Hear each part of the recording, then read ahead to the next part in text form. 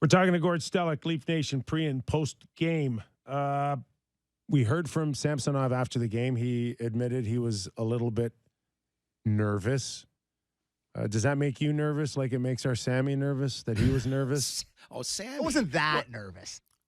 What did Sammy offered Jack Campbell an 8-year contract last year at 12.5, right? He was going to match McDavid, right? To keep Jack Campbell in Correct. Toronto. Was that not right, guys? Well, Yeah, you nailed it, Gordo. I think so. Yeah. So I love Sammy's. The great part is that's the fan, Sammy, right? And that's the best part is how the ups and downs and you ride that kind of roller coaster. So I like guys being human, okay? So rather than the stand pat answer all the time, admit you got a little bit of butterflies and all that. That part I'm okay with, because sometimes that comes up with your best game ever, and other times, it didn't work out so much. The problem is if it happens time and time again, and you're in the playoffs, and that's the thing. So I'm okay with him being human and having a human kind of feeling. Like Kippy, first time you played your old team, what was that like? my first game in the NHL was against guys they just finished like having a 30-day training camp with and living with them every day and driving with them. And it was ridiculous that I thought I could play that game. But I guess there's always nerves a little bit. The question is, did they affect you so much that did they play into the first couple of goals, Gord? That's all.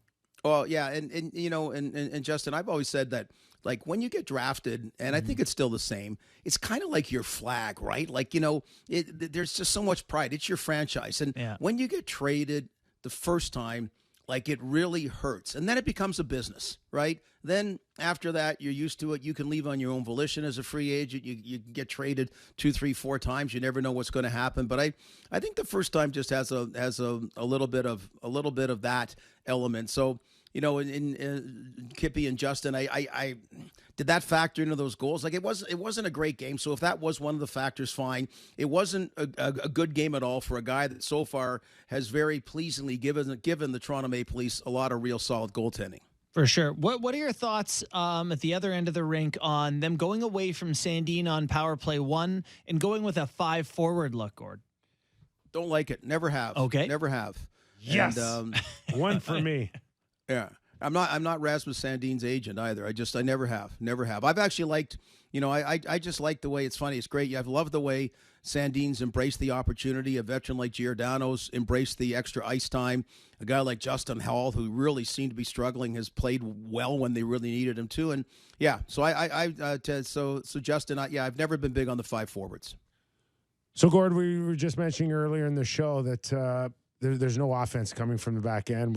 Morgan Riley should be back maybe in another week and a half. But is that enough? Feeling like Morgan's coming back, equivalent to maybe making a trade, or do they got to go outside? And is it a hulking defenseman they need, or do they need someone that could push the pace of play for offense?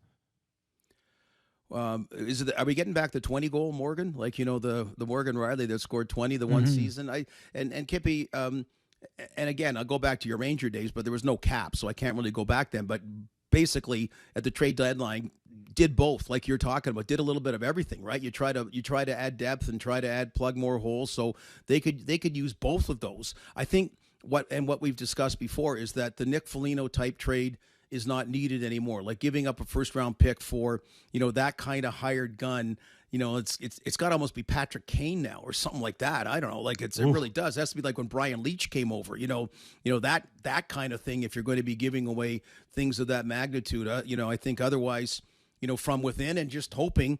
I keep using Nick Paul as the example because he's a big reason the Leafs got eliminated. But, 1 or 2 Leaf players in the playoffs. And Kerfoot's the guy that's, come on, he's got to be a guy that gives you more offense, particularly at the money he's making. It's just those kind of guys have to come up with some offense in the playoffs in particular. And I thought that was one of the, again, when you're on a hot run like they were before the last 2 games, you started getting a little bit more of that depth scoring coming, and that's got to sustain.